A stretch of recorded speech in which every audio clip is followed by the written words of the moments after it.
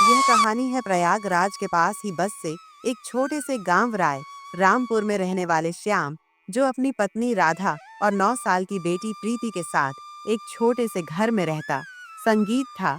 वह अपने गांव का सबसे गरीब आदमी था, क्योंकि उसके माता पिता का बहुत पहले ही निधन हो गया था और उनकी जो संपत्ति थी वह सारी धोखे से उसके बड़े भाई राकेश ने हड़प ली थी।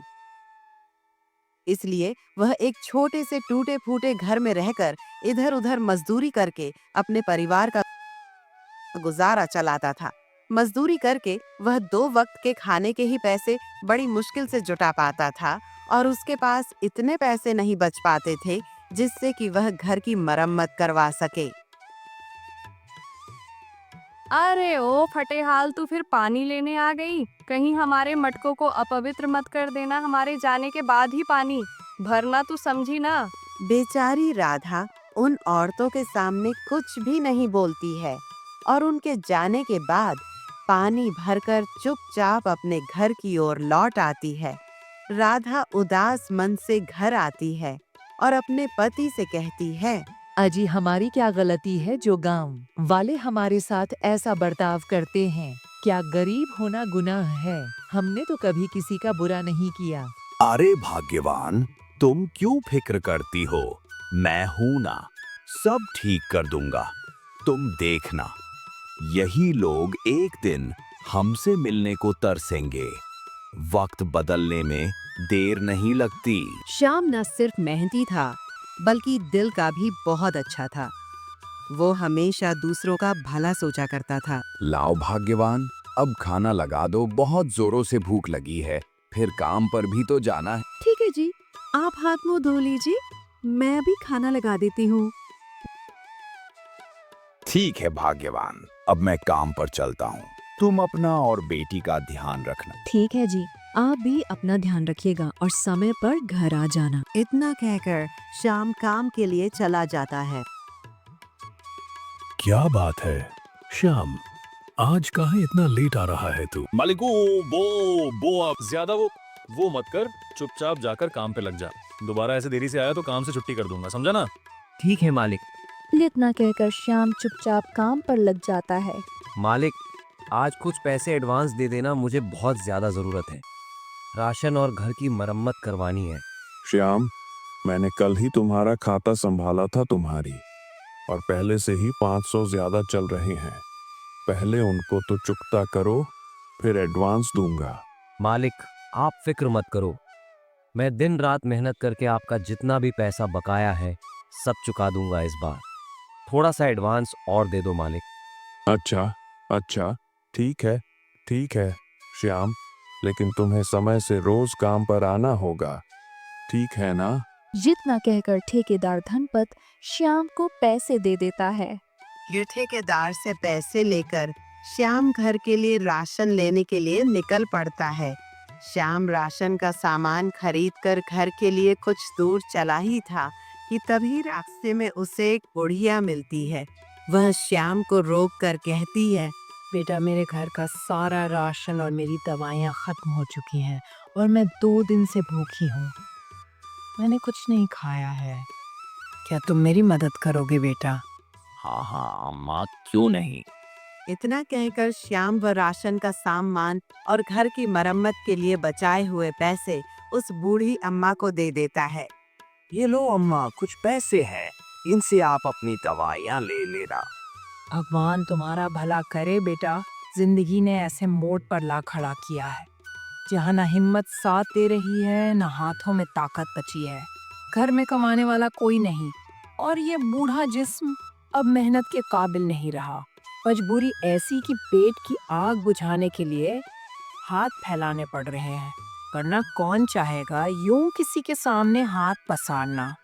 अरे अम्मा, जरूरतमंदों और असहाय की मदद करना तो हम सबका कर्तव्य। अच्छा तो ठीक है अम्मा, अब मैं चलता हूँ, अपना ध्यान रखिएगा। इतना कहकर श्याम अपने घर के लिए चल पड़ता है। रात होते होते श्याम घर पहुंचता है। घर के दरवाजे पर खड़ी राधा उसका बेसब्री से इंतजार कर रही थी। अजी, आज तो बहुत देर कर दी आने में, क्या हुआ? कहाँ रुक गए थे? श्याम अपनी पत्नी राधा को रास्ते की सब बातें बताता। रिया के बापू, ये तो बहुत पुण्य का काम किया है। आपने हमें जरूरतमंदों की मदद करनी चाहिए। चलो आओ, आप बहुत थक गए होंगे, थोड़ा आराम करो, मैं आपको खाना लगा देती हूँ। वे सब खाना खाकर सो जाते हैं। रात का यही कोई दूसरा पहर चल रहा होगा और रात्रि अपने गहरे सन्नाटे में डूबी थी। तब अचानक मौसम ने अपनी करवट बदली। तेज हवाओं के साथ आसमान में जोर जोर से बिजलियां कड़कने लगती हैं, जैसे कोई दैविक शक्ति अपना प्रचंड रूप दिखा रही हो। और देखते ही तेज से भयंकर बारिश शुरू हो जाती है, जैसे कुदरत ने अपना सारा रोष धरती पर उड़ेल दिया हो। बारिश इतनी तेज थी कि श्याम के कच्चे घर की छत उसे सहन नहीं कर पाई। छत में जगह जगह छेद हो गए थे और पूरा घर बारिश के पानी से भर गया था। कुछ देर बाद जब पानी श्याम बिस्तर के नीचे जाता है, तब उसकी आंख खुलती है। हे भगवान, यह क्या हो गया? पूरा घर ही पानी से भर गया। राधा, ओ गरी, ओ अरे ओ भाग्यवान, जल्दी उठो, पूरे घर में पानी। हे भगवान, ये क्या हो गया? पूरा घर ही पानी से भर गया। वारिस, पापू मम्मी, हमें यहाँ से जल्दी से बाहर निकलना चाहिए, नहीं तो हम डूब जाएंगे। छत भी देखो कैसे टपक रही है। मुझे लग रहा है ये हमारे ऊपर गिर जाएगी। हाँ जी, हमें यहाँ से बाहर निकलना चाहिए। रिया ठीक कह रही है भाग्यवान, लेकिन इतनी बारिश में हम अपना इतना सारा सामान लेकर कहाँ जाएंगे? अजी, मैं कह रही थी कि हमारा जो भी जरूरी सामान है उसे किसी बोरी में भरकर आपके बड़े भैया राकेश के यहाँ दे आते हैं।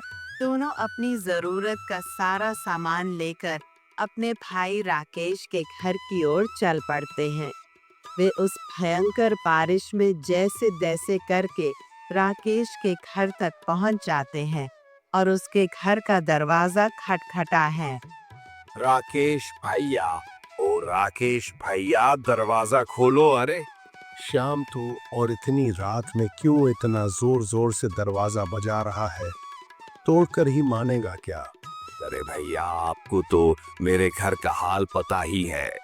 छत जगह जगह से टूट चुकी, जरूरत का सामान भीग ना जाए, इसलिए यह आपके पास रखने आया हूँ। और हो सके तो रात रात हमें अपने घर में ठहर जाने दो, आपकी बड़ी मेहरबानी होगी। तुम्हारा सामान और मेरे घर में? नहीं नहीं नहीं, मैं तुझ जैसे फटीचर को अपने घर में हरगा नहीं रख सकता। जाओ जाओ, कोई और ठिकाना देखो।